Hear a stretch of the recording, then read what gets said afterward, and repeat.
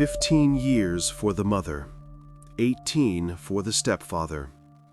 This was the sentence handed down by a court in the French town of Saint-Julien to the Perrier couple for systematic torture and unlawful confinement of a minor. But it all began not with the police or social services. The first person to notice the situation was a stranger. In the fall of 2021, postman Pierre Fournier was walking past the Perrier family's house and saw Amélie in a second-floor window. His attention was drawn to the girl's unusual behavior and a large bandage on her cheek. She was nervously looking back, as if someone were watching her from inside the room. Upon seeing Pierre, Amélie abruptly stepped away and drew the curtains. Pierre asked the neighbors about the family, but they avoided conversation. He then called the police, but the parents convinced the officers that everything was fine. Pierre began his own surveillance, taking several pictures through an open window and recording the screams that regularly came from the house. He handed these materials over to the prosecutor's office and journalists.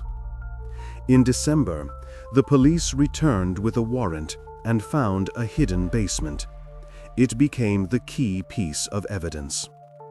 Now, the investigation had to figure out why a stranger noticed the alarming situation and not the competent authorities. Saint-Julien is a small town in the south of France. The residents here are accustomed to a measured way of life: neat private homes, clean front gardens, and friendly neighbors. The houses are situated close together, making it almost impossible to hide anything from one another. Everyone knows their neighbors' routines, noticing if someone has gone away or hasn't been seen outside for a while. But there is also an unwritten rule: neighbors' private lives are their own business, and it is not customary to discuss them. Rue Saint-Henri is particularly indicative of this. On the one hand, they notice everything: who recently moved in, who bought a new car, who returned from vacation. On the other hand, any oddities or problems within families are preferably ignored, without interfering in others' affairs. If a quarrel is heard from behind a fence or someone behaves unusually, the neighbors simply turn away and pretend nothing happened. It's more convenient for everyone that way: fewer questions, less discomfort. The Perrier family settled here a few years ago. They were not very sociable and never tried to get close to their neighbors. The couple, Claire and Marc, were polite but kept their distance. At first, they were regarded with curiosity, but soon people just got used to their reclusive lifestyle. Living with them was Amélie, Claire's daughter from her first marriage. Amélie regularly attended the local school, but even there she remained almost invisible. Teachers would later say that Amélie avoided interaction, always sat at the back desks, and did not participate in class activities. Her classmates grew accustomed to her silence and perceived it as ordinary shyness, seeing no reason to worry. However, there was one person for whom Amélie's behavior did not seem normal. The postman, Pierre Fournier, did not live on Rue Saint-Henri and was not used to the local tradition of turning a blind eye to uncomfortable questions. Every day, he walked past the houses, stopping at the mailboxes and inadvertently observing the daily lives of the residents. This gave him a unique outsider's perspective that the neighbors themselves lacked. Pierre noticed that Amélie behaved differently from the other teenagers on the street. Every day after school, she would return home very quickly, without talking to anyone. If he saw her in the window of the house, she was tense, clearly avoiding the gazes of people on the street. And one day, Pierre noticed that Amélie looked particularly unwell.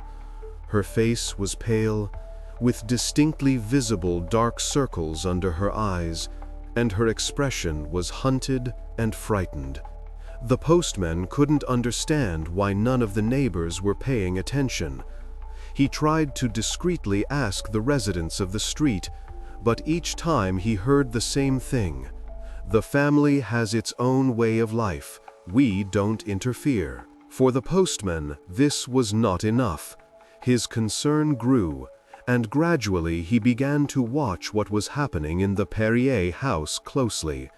It was these observations that would soon make the residents of Rue Saint-Henri realize how dearly their silence and unwillingness to notice obvious problems right next to them had cost them.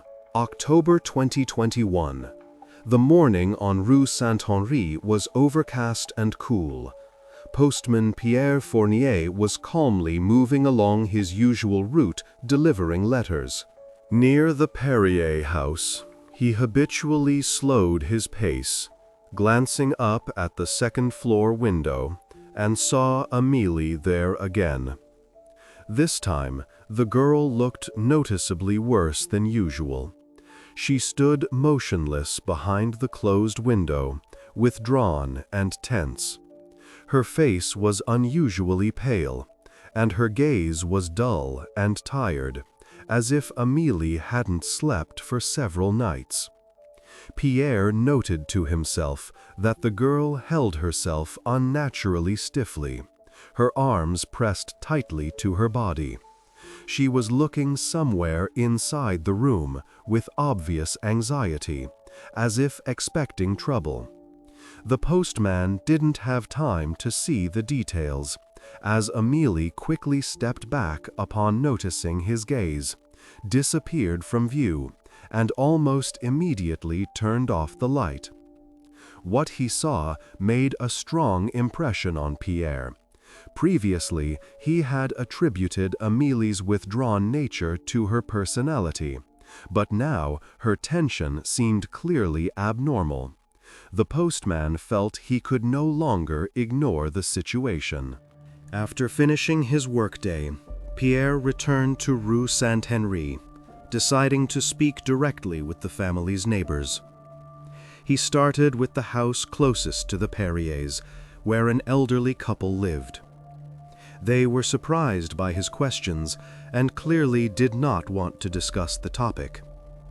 The woman mentioned that she had heard screams and arguments in the evenings more than once, but she immediately fell silent after noticing her husband's disapproving look. The conversation ended quickly, yielding no new answers for the postman. Then Pierre went to the house across the street. A middle-aged man also tried to evade the conversation, but after a few leading questions, he reluctantly admitted that he too had heard some loud quarrels and strange noises from the Perrier house. However, he immediately made it clear that he did not want to get involved, as he considered it a strictly private family matter. Pierre didn't stop and continued visiting the neighbors. The further he went down the street, the clearer a pattern emerged. Almost everyone had heard something disturbing, but none of them wanted to acknowledge the problem or take action. Each one justified it by saying it was better not to interfere to avoid creating unnecessary problems for themselves or others. Yet the feeling that something serious was happening to Amélie was shared, though no one dared to say it outright. By the end of his rounds, the postman was finally convinced. The street's residents had indeed noticed what was happening in the Perrier house, but chose to remain silent. The neighbor's silence convinced him that he was the only one willing to do something real, rather than just turn a blind eye to the unpleasant facts. It was on that evening that Pierre Fournier decided to act openly and seriously.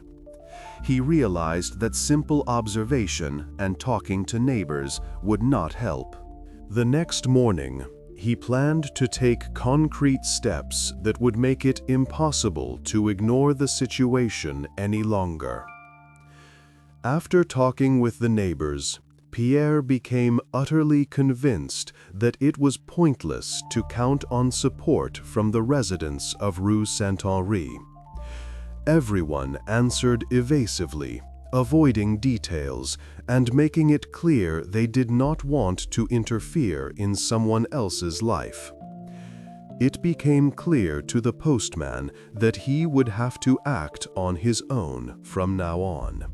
Several days passed, during which he continued to watch the Perrier family's house closely, trying to find any confirmation of his fears. On the outside, the situation remained the same: quiet, curtains drawn, shutters tightly closed. However, one morning, while making his usual rounds, Pierre stopped again at the neighboring house. As he was sorting mail into the boxes, he suddenly heard a short, muffled cry coming distinctly from the Perrier house. The sound was so unexpected that the postman froze, listening intently. A few moments later, the cry was repeated, quieter and weaker, but now it was clear that it could not have been a simple household noise or an accident. Pierre quickly looked around, trying to see if anyone nearby could confirm what he had heard. But the street was completely empty. The postman looked up at the second-floor window. Through a slightly parted curtain, he saw Amélie's silhouette, standing motionless, clearly frightened and tense. The girl immediately noticed his gaze and instantly stepped back as if trying to hide. Now, Pierre's last doubts vanished. He had not just a hunch, but a concrete fact, a clearly heard sound that could not be explained as anything other than a signal of distress. Returning home that evening, he decided not to waste any more time and immediately called the St. Julien police station.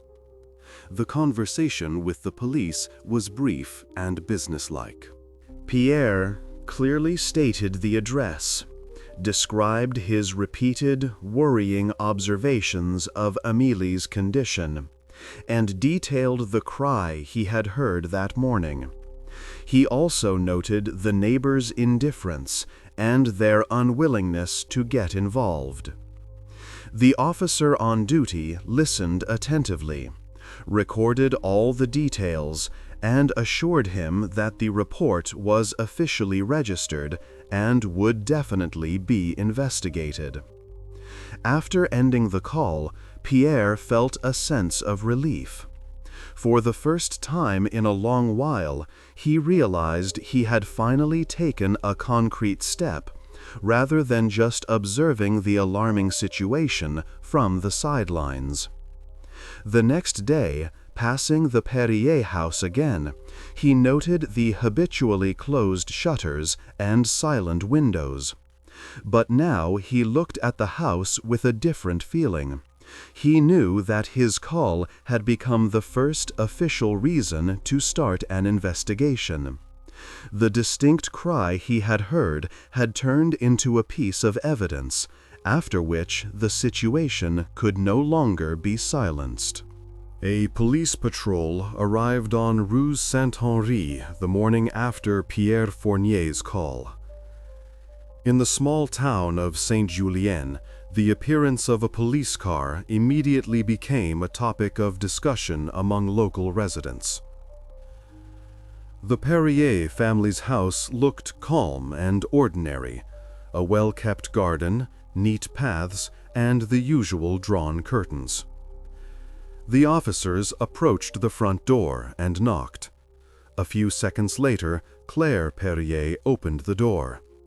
She looked surprised but remained calm. Understanding the reason for their visit, Claire quickly glanced around and invited the officers inside, clearly wanting to avoid unnecessary attention from the neighbors. Inside the house, it was quiet and orderly, with the smell of freshly brewed coffee in the air. A minute later, Marc Perrier joined them. The man was calm, greeted the officers, and listened attentively to their explanation regarding the report they had received. Without excessive worry, Marc explained that Amélie had tripped on the stairs the previous morning and cried out in surprise. He added that such incidents happened often, as the girl, according to him, was particularly clumsy. The officers listened to the explanation carefully, noting to themselves that the parents spoke calmly, although a slight tension could be felt in their demeanor. The police asked to see Amélie, and Claire, after hesitating for just a second, called for her to come down. Amélie appeared on the stairs, stopping slightly to the side. She avoided eye contact with the officers and answered their questions with only silent nods. There were no visible injuries or signs that might have alarmed the police. Formally, everything looked normal, but the girl was clearly uncomfortable. The police asked to be shown the scene of the incident. Claire led them to the staircase, which looked perfectly ordinary, with no signs of a fall or any damage. The officers did not check the other rooms, as there were insufficient grounds to do so. Having found no signs of violations or danger, the patrol concluded their check. The visit took less than 20 minutes.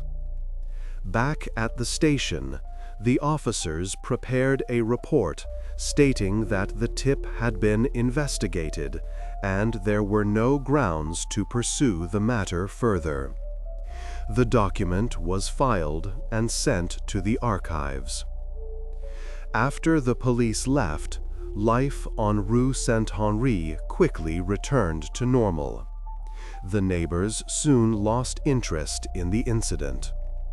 Only Pierre Fournier, passing the Perrier family's house that evening, could not shake the feeling that the police visit had not solved the problem, but had only forced it deeper underground, making it less visible to outsiders. Formally, the police had performed their duties flawlessly, strictly by the book, and without any apparent errors. But later, this very visit would be called the beginning of a systemic failure. The moment when, in strict adherence to protocol, a real threat hidden behind the walls of a seemingly calm house was missed. After the police visit and the formal closing of the report, life on Rue Saint-Henri returned to its usual rhythm. But Pierre Fournier could not simply forget what he had seen. Despite the official closure of the case, he continued to watch the Perriers' house closely. He understood that the responsibility now rested solely on him. At first, there were no changes. The house remained as closed and quiet as ever. But Pierre decided to act differently. He realized that without real, clear evidence, there would be no reason for the police to intervene again. From that moment on, he began using his smartphone as his primary tool for documenting what was happening. Every day, while stopping at the neighboring house to sort the mail, Pierre carefully watched the Perriers' windows. His position was advantageous. The house was close to the sidewalk. The second-floor windows were sometimes ajar, and any loud noise could be easily heard even from the street. One morning, Pierre managed to record something truly significant for the first time. From the slightly open window, Marc's sharp, aggressive threats towards Emily could be heard clearly. His voice was loud and distinct. Pierre immediately turned on his voice recorder and captured every word. The threats clearly contained demands for total obedience, with an obvious hint of physical punishment. Now he had what had been missing for a police report: a clear, unambiguous recording confirming real threats. A few days later, another episode occurred, which Pierre was again able to capture on audio. This time, he distinctly heard Amelie's voice, begging someone to stop and not to hurt her. Her pleas were short and quickly cut off, as if someone had abruptly silenced her. This recording became another important piece of evidence. In addition to audio recordings, Pierre diligently tried to obtain visual confirmation. A few days later, he got his chance.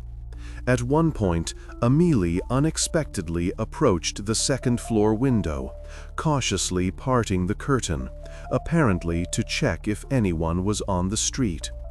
The postman had his smartphone ready and took several shots with maximum zoom. In one of the frames, a large bruise under Amélie's eye was clearly visible.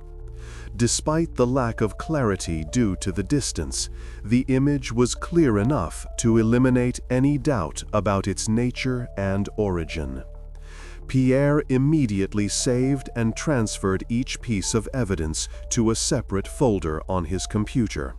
Now he had not just suspicions, but concrete proof. Clear recordings of Marc's aggressive behavior, and a disturbing image of Amélie's physical injury. These materials formed the basis of a comprehensive digital archive, sufficient to prevent the police from ignoring the situation any longer. Pierre was confident that this time his evidence would be heard and would not go unnoticed. The next step he had to take was no longer just observation. It was to be the decisive moment for launching a real investigation.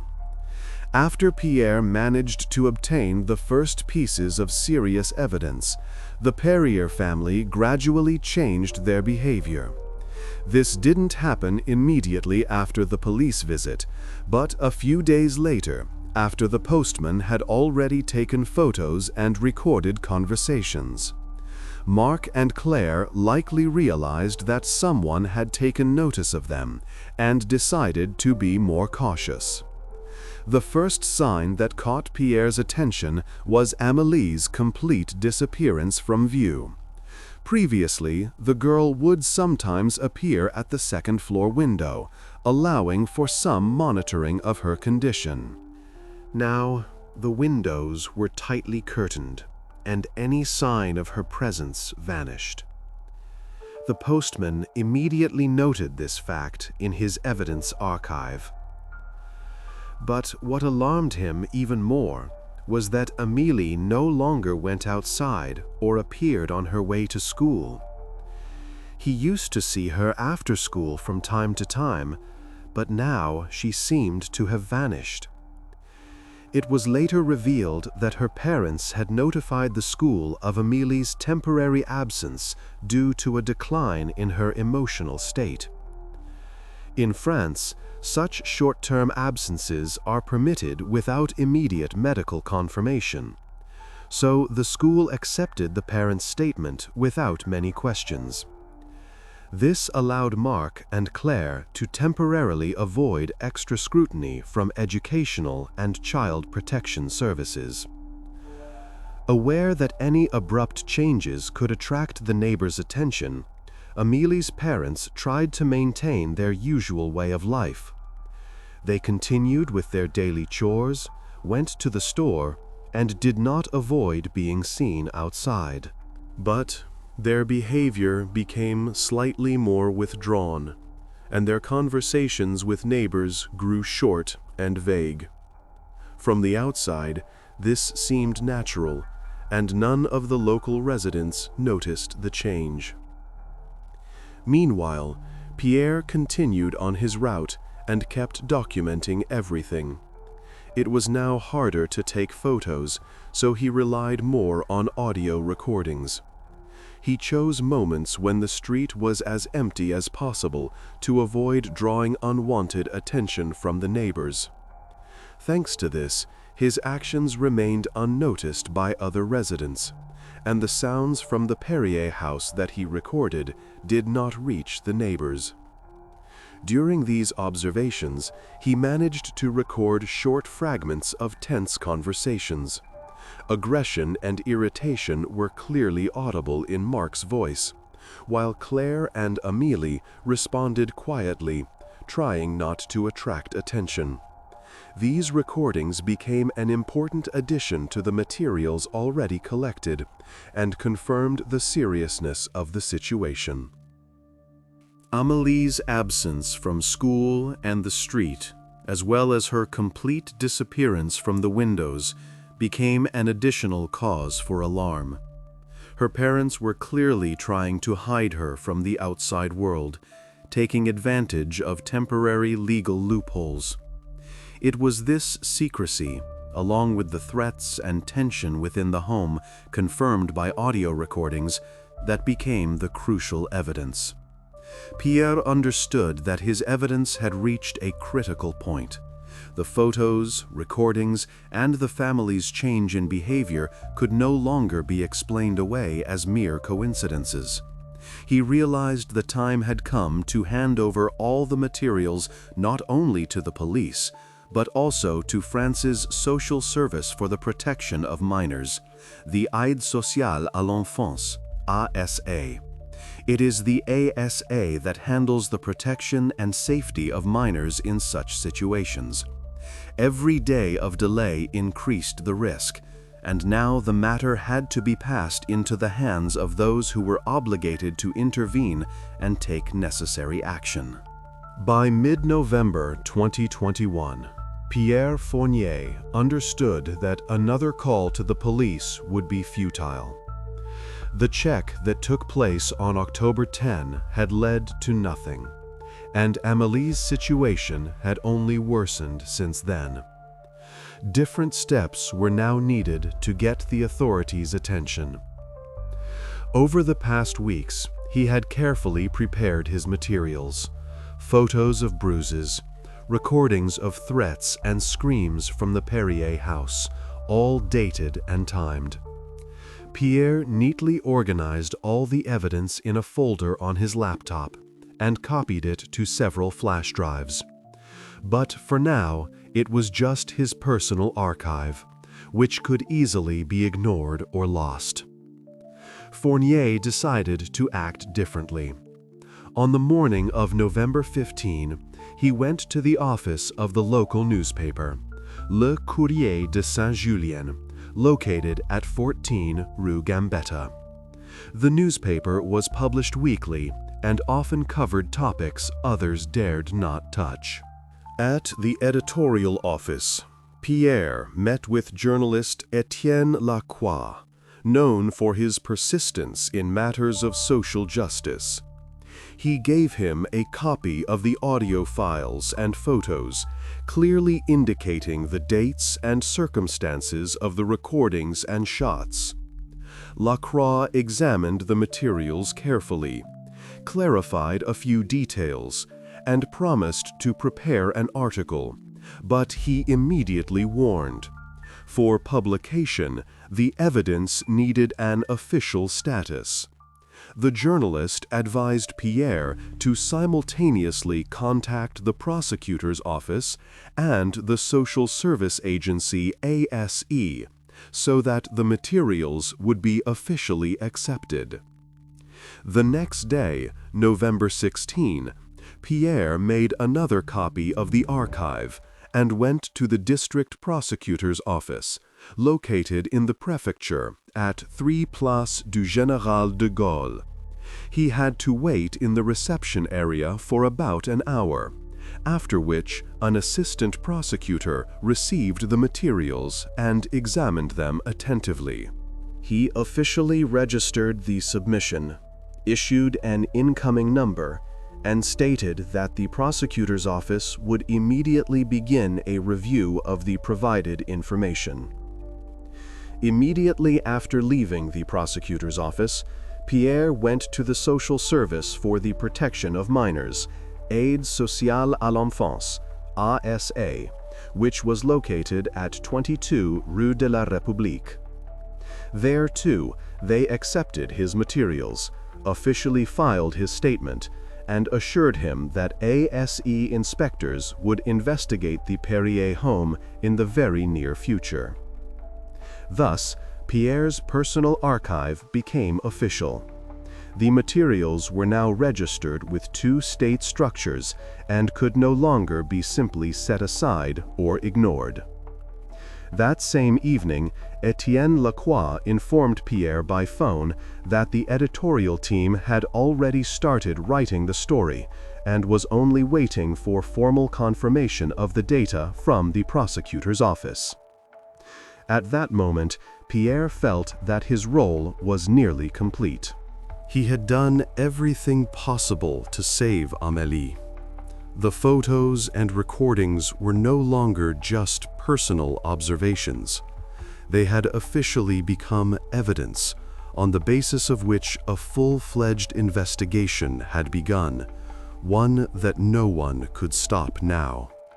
After Pierre Fournier's materials landed on the desk of investigator Julien Moreau, he began his work very cautiously. He understood that amateur photographs taken from a distance and through a window could not serve as solid evidence on their own. The images were not clear enough to draw immediate conclusions and needed a professional opinion. To confirm or refute the suspicions, the investigator sent the photographs to Dr. Bernard Lefebvre, a forensic medical expert at the Annecy Hospital. In his request, the investigator clearly stated that a preliminary conclusion was needed. Could such injuries be accidental, domestic, or should a more thorough examination be conducted? The response came a few days later. Dr. Lefebvre indicated that although the quality of the images did not allow for an absolute certainty about the origin of the marks, the nature and location of the injuries clearly required further investigation. These marks could only partially be explained by simple domestic accidents. In parallel, the investigator sent the audio recordings for consultation to a forensic laboratory in Lyon. The request clearly specified that the examination was preliminary and did not require full voice identification, as the investigation did not yet have samples for comparison. The forensic audio expert, Paul Renier, was asked only to check the quality of the recordings and provide a general assessment of the captured sounds. The criminalist's response confirmed that the recordings allowed for the distinction of 3 different voices, presumably male, female, and a younger one. But without voice samples, it was impossible to positively identify the individuals. However, the expert noted that the background sounds on the recordings resembled slaps or strikes, which could indicate aggressive actions rather than ordinary household noises. Having received both preliminary conclusions, investigator Moreau was convinced that although he had no direct proof yet, the postman's materials provided serious grounds for further investigation. The experts made no bold claims, but both clearly stated that it was urgent to check Amélie's living conditions and conduct a full medical examination. With these documents, the investigator approached the public prosecutor of the Annecy district, Madame Hélène de la Roche, explaining the situation and the need for urgent measures. He emphasized that the photos and recordings were not irrefutable evidence in themselves, but they were sufficient to launch a full official investigation into the Perrier family's living conditions. The prosecutor agreed with the investigator's arguments and signed a warrant authorizing an official search and inspection of the Perrier family's home. Additionally, it was decided to involve staff from the Child Protection Services, Aide Sociale à l'Enfance, ASE, in the check to ensure objectivity and a comprehensive assessment of Amélie's living conditions. Now, the materials collected by Pierre had official status. It was no longer just a suspicion, but a legally established basis for starting an investigation and for official intervention by social services. Julien Moreau understood that the decisive stage of the investigation had now begun. The very next day, November 19, 2021, investigators, together with representatives from ASE, were to enter the house for the first time and find out what was happening behind its tightly closed doors. After the prosecutor signed the warrant on the evening of November 18, 2021, investigators and ASE representatives began preparing for the inspection of the Perrier family's home. To justify their actions with more than just suspicions, investigator Julien Moreau decided to first speak with people who regularly interacted with the family and could clarify why no one had previously reported to the competent authorities. On the morning of November 19th, Moreau, along with an ASE employee, visited the school where Amélie had been studying until recently. The principal quickly provided documents, which included teacher's notes on repeated absences and observed signs of injury. In written explanations, the parents claimed that Amélie often injured herself accidentally at home. The teachers confirmed they had noticed bruises and abrasions, but when they tried to talk to Amélie, she avoided any explanation. After speaking with the parents, the teachers found no grounds to contact ASE, even though protocols required it. The reason was a fear of being wrong and implicating the parents without sufficient grounds. The school chose to play it safe and not intervene. Next, the investigator and the ASE employee went to Rue Saint-Henri. They went from house to house recording residents' statements. At first, the answers were similar. People had heard screams and loud noises from the Perrier house, but dismissed them as ordinary family conflicts. Some admitted they feared trouble if they intervened or called the police. Others simply assumed someone else had already taken the necessary steps. None of the neighbors described the situation as exceptional or requiring urgent intervention. Everyone found a reason not to react, explaining their own inaction by saying they might be mistaken and thus create problems for themselves and the Perrier family. The ASR representative noted that such inaction is typical in small towns. People prefer not to interfere in their neighbors' affairs, often citing respect for personal space and a desire to avoid conflict. By the end of the day, Moreau had gathered enough information to understand why the situation in the Perrier family had remained hidden for so long. The interviews did not reveal any new suspects. It became clear that the reason for the community's silence was not malicious concealment, but a general fear of responsibility and making wrong judgments. The teachers did not risk sending an official notification to ASE, and the neighbors preferred to consider what was happening as domestic quarrels unworthy of attention. The investigators' report was submitted to the prosecutor and ASE representatives that same evening. Moreau emphasized that, formally, the system had worked correctly, but in practice, no one had fulfilled their duties in a timely manner, due to fear, passivity, and excessive caution. The next day, November 20, 2021, the investigative team, together with ASE, was scheduled to inspect the Perrier family's home. This visit was finally supposed to provide clear answers, based not on rumors and suspicions, but on the factual data collected over the previous day. While the investigative team prepared for their visit to Rue Saint-Henri, Julianne Moreau decided to delve deeper into the Perrier family's past. The investigator was convinced that the present could only be understood after a thorough review of the couple's biographies.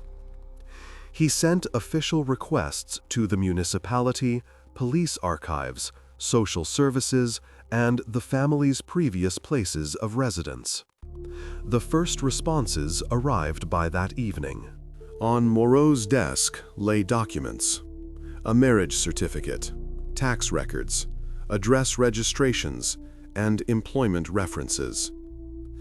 The documents showed that Claire and Marc had married in July 2018 in Saint-Julien. The marriage registration was standard, with no notable remarks. In the years that followed, no legal violations or administrative issues were recorded for the family. Both paid their taxes on time, had no debts, and had never aroused police suspicion. Before her marriage, Claire had lived in Avion-les-Bains, a small town near Saint-Julien. She worked as a pharmacist in a private pharmacy and rented a modest apartment on Rue des Sources. A check of her former workplace confirmed Claire was a reliable employee with no reprimands or complaints from management. Her neighbors, however, barely remembered her, a quiet, withdrawn woman who avoided all contact. After moving to Saint-Julien and getting married, no records of Claire's employment were found. The only incident noted in the Evian police archives dated back to 2015. At that time, neighbors had called a patrol due to a loud argument in Claire's apartment. But the conflict had been resolved before the police arrived, and Claire refused to press charges. The man involved in the conflict soon left town. After that incident, Claire was never mentioned in police records again. Marc Perrier's biography also raised no questions. A native of Lyon, he had changed jobs many times over the years. Auto mechanic, installer, construction worker. He worked quietly everywhere, without conflicts or complaints. A check of police databases revealed no criminal record or administrative violations. His work history was unstable, but always impeccable from a legal standpoint. Julianne Moreau also contacted the local doctor who served the area. The doctor reported that the Perrier family had rarely visited him over the past 3 years, and only for minor issues. The last in-person visit had occurred long before Amélie was switched to homeschooling. After that, the family preferred phone consultations for general matters, avoiding personal meetings with medical staff. This explained why doctors had never noticed any visible injuries on Amélie. The investigator carefully searched for any signs of problems in the couple's past, but no such information was found in the social reports from Evian and Lyon or in any other official sources. According to the documents, the Perrier family had never sought help and had never been registered with social services. By the end of the day, the investigator had pieced together all the facts. The conclusion was unusual. By all available data, the family appeared flawless, with no official signs of trouble. This circumstance made Moreau wary. He had been an investigator for too long to believe in a completely clean past. Such a picture usually meant that the system simply hadn't seen the family. In his final report to the prosecutor, he stated that, formally, the Perrier couple were considered model citizens with no alarming signs in their biographies. However, it was precisely this that demanded heightened attention during the upcoming inspection. Julian understood. The absence of complaints or signals does not always indicate well-being. Sometimes, seemingly perfect families turn out to be the most complex and unpredictable. Until this moment, the family had been just a collection of data and documents. The next day's visit by investigators and ASE representatives would show whether this ideal picture corresponded to the real state of affairs. On the morning of December 10, 2021, police cars stopped in front of the Perrier family's house on Rue Saint-Henri. Investigator Julian Moreau had an official warrant to inspect the residence and check on Amélie's condition. Neighbors watched intently from their windows, trying to understand why the police had returned to this quiet neighborhood. Claire Perrier opened the door. Her expression showed tension, but not surprise. The investigator presented the warrant, and the woman calmly let them inside. Mark was in the living room. He stood up and silently greeted the newcomers. The couple appeared calm, but unnaturally restrained. Julian's first question was about Amélie's current whereabouts. Claire calmly replied that her daughter had just stepped out for a short walk near the house and should be back soon. A police officer and a social services representative immediately went up to the second floor to inspect the teenager's room and ensure there was nothing unusual. The room looked clean and tidy. After that, the officers returned downstairs and continued their inspection. Meanwhile, in the living room, Julian asked Claire to explain Amélie's condition again. She repeated the familiar story about her daughter's health, frequent falls, and homeschooling. Mark, avoiding eye contact, simply nodded in silence. After a brief conversation, the investigator informed them that, according to the warrant, the police were required to check the teenager's living conditions to ensure her safety and the absence of any threats to her health. This was a standard procedure that the couple did not object to. Leaving Claire and Mark under an officer's watch, Julian and his team began to inspect the house. At first glance, everything looked perfectly clean and neat, almost too perfect for a home with a teenager. This sterility made the investigator suspicious. The police methodically went through the rooms, opening closets and examining furniture, carefully documenting everything with photos and in their reports. Claire and Mark remained still, barely speaking, and did not interfere with the work. During the inspection, Julian noticed that Claire glanced nervously towards the kitchen several times. Sensing that her attention was not accidental, he headed there. The woman visibly tensed, but remained where she was. In the kitchen, the police saw nothing unusual. The investigator looked into the pantry, located just behind the kitchen. The small room looked mundane. A few boxes, a stock of food, and a slightly worn rug on the floor. Stepping on it, Julian felt a slight difference in the floor level. The police moved the boxes and rolled up the rug. Underneath, they found an old wooden trapdoor built directly into the floor. The hinges were rusty and the edges were worn, but the door had clearly been used recently. Claire and Mark said nothing. They just watched the police actions tensely, realizing that denying anything now was pointless. Julian ordered the hatch to be opened. The door was carefully lifted, and flashlights were shone down. A narrow staircase led to a small basement compartment. The investigator went down first, followed by 2 officers. The air below was stale and had clearly not been ventilated for a long time. Downstairs, they found a windowless room with a low ceiling. On the floor lay a thin mattress.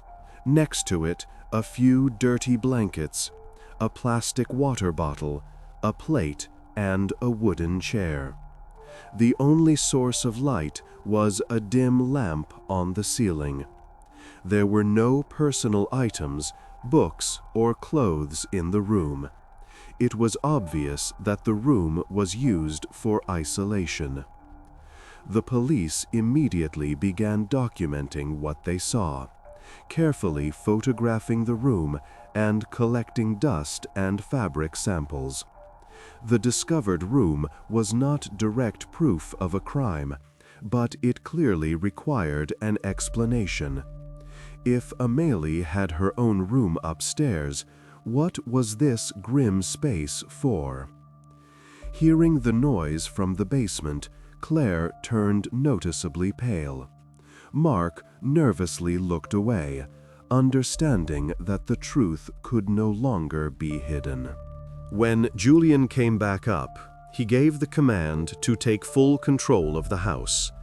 Claire and Mark were immediately separated, preparing to be taken to the station for individual questioning. It was now clear to the investigator. The story of Amélie's poor health and constant falls looked completely different in light of the basement's discovery. The main questions now were who used this room and why, how long it had existed, and why no one knew about it. In the coming hours, Claire and Mark Perrier would have to answer these questions. There was no longer any way to evade them. The inspection of the hidden room under the floor had been going on for over an hour. Forensics experts were slowly and meticulously documenting every detail, photographing objects, taking dust and fabric samples. Julian Moreau stood aside and watched the work, but he couldn't shake the feeling that the discovered space didn't explain all the oddities of the case. The investigator walked around the room again, looking closely at the walls and floor. His attention was drawn to faint marks on the concrete floor near a metal shelving unit in the far corner, as if it had been frequently moved. What seemed like an ordinary piece of furniture was now suspicious. The police, noticing the investigator's interest, carefully moved the shelving unit. Behind it, they discovered a hidden door, painted to match the walls. It was almost impossible to spot without a thorough inspection. The door was locked from the outside, with a simple metal bolt, which looked well used and gave way easily when one of the officers pulled it aside. The door opened without much effort. The police shone their flashlights inside and saw a small windowless room with a bare concrete floor and mold-covered walls. A dim light bulb burned from the ceiling without a switch, clearly controlled from outside. In the far corner, shielding her face from the bright light, sat Amélie. She was pale, emaciated, and her face showed fear and confusion. When the police and social services staff approached her, the girl initially recoiled warily, but upon hearing their calm words and realizing she was no longer in danger, she lowered her hands. A doctor, who had been invited for the inspection, was immediately by her side. Meanwhile, the police were documenting the room's condition. There was no furniture or basic necessities. The place was completely unsanitary. It became obvious that the room upstairs was just for show, and Amélie's real living conditions were down here.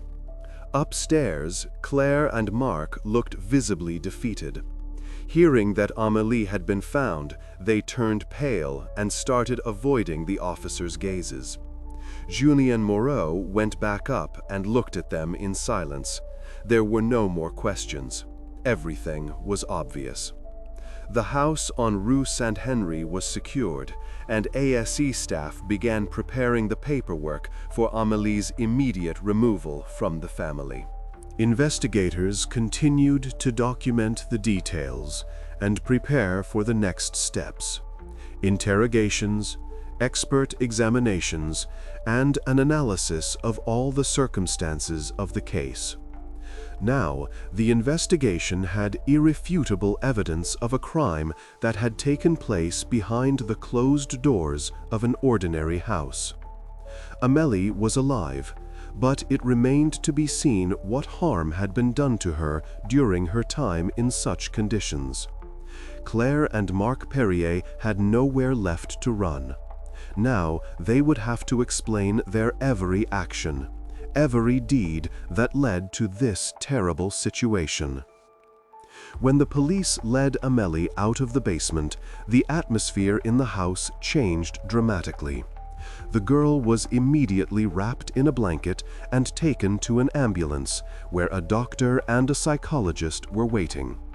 Amélie looked exhausted, but was slowly realizing that the danger had passed. The medics gently helped her into the vehicle and began an examination right away. At the same time, Claire and Mark were in the living room. When they saw Amélie being led out of the house, both tensed noticeably and avoided eye contact. A police officer approached them and informed them that they were being arrested on suspicion of child abuse and unlawful confinement. Mark said nothing and stared blankly ahead, while Claire tried to convince the police that it was all a terrible mistake. However, this time, no one believed her words. The evidence found was more eloquent than any explanation. The parents were calmly read their rights and escorted from the house. In the small town of Saint-Julien, such an event could not go unnoticed. Neighbors who had been watching the scene began to gather on the street, whispering among themselves. None of them had imagined that something like this could be happening behind the walls of an ordinary house. Meanwhile, Amélie was taken to the nearest hospital for a thorough medical examination. ASA had already prepared the documents for her official removal from the family and had begun the process of finding a temporary guardian. Psychologists cautiously began speaking with the girl, not demanding quick answers, but gradually helping her to open up and feel safe. Amélie's initial statements were timid and fragmented. The girl chose her words carefully and fell silent several times unsure if she could trust the people around her. The psychologist patiently explained that no one would harm her now and there was nothing to fear. Gradually, Amélie began to talk about how she was punished, what for, how often she was locked in the basement, and why she had stopped going to school. She didn't directly blame anyone.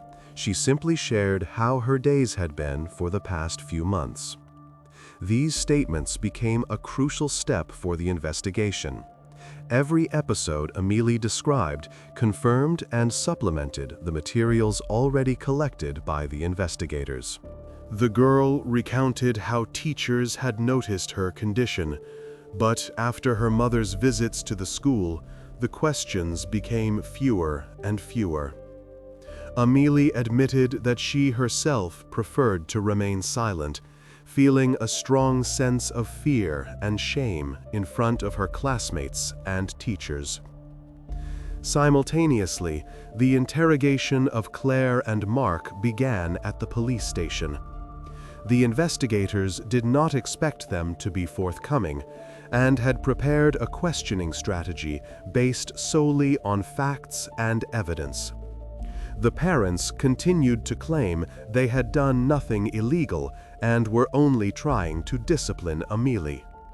But with each new question and detail from Amélie's own account, their version began to fall apart, turning into incoherent excuses. The house on Rue Saint-Henri was now empty. The forensics team had finished their work. Investigators had collected the evidence, and a police seal was placed on the door. A patrol car remained on duty near the house for a few more hours, keeping the curious at a distance. Investigator Julien Moreau knew the hardest part was still ahead. Now it was necessary not only to press charges against the parents, but also to understand the motives behind their actions, and to find out why those around them, neighbors, teachers, and even social services, had not been persistent enough to stop what was happening sooner. Amélie's testimony became the starting point for a new phase of the investigation. Her words now formed the basis of the indictment. She was the one who could explain all the details and reasons that had remained in the shadows until now. Ahead lay long days of interrogations, expert examinations, and analysis, but the truth was slowly beginning to surface. From December 15 to 30, 2021, the investigation fully reconstructed the picture of what had happened in the house on Rue Saint-Henri. Amélie's testimony became the basis for reconstructing the events that had unfolded behind the tightly drawn curtains. Every word the girl said was confirmed by the evidence found and the conclusions of experts. Amélie described in detail the system of punishment used in the family for several years, starting in 2018, when her mother, Claire, married Mark. It was from that moment, she said, that life in the house changed drastically. The reason for punishment could be almost any of her actions: a forgotten homework assignment, a broken plate, a word, or even silence that her stepfather considered defiant disobedience. The most severe punishment was always being sent down to the basement. Amélie remembered every step she was led down and the sound of the door closing behind the shelving unit. In the cramped, damp room, she could be left for several days, deprived of food and normal conditions. She quickly learned that resisting or asking for help was useless. It only intensified the punishment. The forensic medical examination, completed by December 28, confirmed Amélie's words. Multiple injuries of varying ages were found on the girl's body, the oldest dating back about 3 years, the most recent from the last few weeks before her rescue. The experts confidently ruled out the possibility of a domestic origin, and documented the systematic nature of the inflicted injuries. Criminalists who examined the basement documented clear signs of Amélie's attempts to escape, shallow scratches and chips on the door and walls. All details perfectly matched her testimony, confirming that the room was used regularly and for long periods. The psychologists who had been working with Amélie since her rescue completed their initial diagnosis around the same time. On December 29, a report was presented stating that the girl had lived under constant emotional pressure and severe psychological stress for at least 3 years. Her condition was assessed as severe psychological trauma requiring long-term rehabilitation. At the same time, the interrogations of Mark and Claire were actively underway. Mark communicated little with the investigation, limiting himself to brief and dry explanations that boiled down to the idea of strict discipline. Claire's testimony drew much more attention. Investigators carefully studied her motives, trying to understand how a woman who had not used cruel measures against her daughter before her second marriage could resort to such actions. During an interrogation on December 30, Claire explained that after marrying, Mark began to completely control all aspects of family life, accusing her of being soft and weak-willed. Over time, she began to see cruelty as the only way to save her relationship and avoid constant conflicts with her husband. At some point, she said, the boundaries of what was permissible for her were completely erased. The investigators viewed her explanations with skepticism, but recorded them for further study by psychologists and legal experts. As a result of the meticulous work of the investigation, it became clear that the punishments in the house on Rue Saint-Henri were not a method of upbringing as Claire and Mark tried to portray.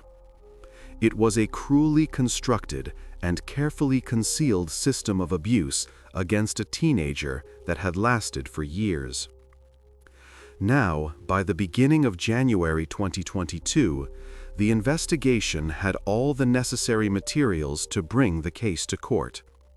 The investigators were preparing full indictments based on Amélie's testimony, the results of all the expert examinations, and the statements of the accused themselves. The coming weeks were to be decisive in this story, and all the collected information could finally be made public to seek a just punishment for Claire and Mark Perrier. The trial of Claire and Mark Perrier began in October 2022. Despite interest from the residents of Saint-Julien and local journalists, the hearings were held entirely behind closed doors to avoid additional stress for Amélie. The press and the public were only informed of the main details and the final verdict. The hearings lasted for several weeks. The prosecution presented the court with the materials collected by the investigation, including Amélie's testimony, expert reports, and witness statements from neighbors and teachers. Amélie's parents continued to insist that they had only used methods of strict upbringing, denying any cruel intentions. However, after a detailed examination of all the circumstances, the court came to an unequivocal conclusion. The parents' actions were not discipline, but a conscious and deliberate infliction of harm, based on personal sadistic tendencies. This phrasing was directly reflected in the final court decision. When announcing the verdict on December 15, 2022, the judge specifically pointed to the duration and severity of the acts committed by the parents, as well as their lack of remorse. Claire Perrier was sentenced to 15 years in prison, and Mark Perrier received 18 years. Additionally, both were ordered to undergo mandatory psychological therapy during their sentences. After the trial, Amélie remained under the protection of social services. Information about her current location and condition was not disclosed, even among neighbors and family acquaintances, to guarantee the teenager the necessary privacy and peace. For Saint-Julien, this trial was a significant event. Local authorities and social services began to take concrete steps. Regular checks on at-risk families were initiated, and a citywide program was launched to inform the public about the signs of domestic trouble and how to respond. Through the example of this story, the town gradually realized the need to change its attitude towards problems that were previously preferred to be ignored. Although the main culprits were convicted and sentenced, the investigation understood that the story did not end there. The departmental authorities initiated a deeper investigation into the actions of social services and educational institutions in Saint-Julien to prevent a recurrence of such an incident in the future. After the verdict, life in Saint-Julien was never the same. Amélie Perrier was placed with a new family. Her rehabilitation was slow and careful, and her contact with the outside world was limited for her own protection.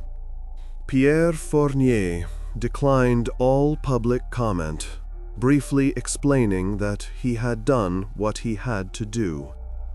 He continued to work quietly, avoiding extra attention. The residents of Rue Saint-Henri faced public condemnation. Some moved away, others reduced their social interactions, understanding that although they had not formally broken the law, the moral responsibility would stay with them forever. The school Amélie attended underwent an internal review, which revealed serious oversights by teachers and administrators. The review was followed by personnel changes and stricter monitoring of students' situations. The case of Amélie Perrier sparked a wide public debate in France. The country began to talk more about collective indifference and the need for a timely response to such situations. And although the court case was officially closed, the question of how many other such stories go unnoticed remained open.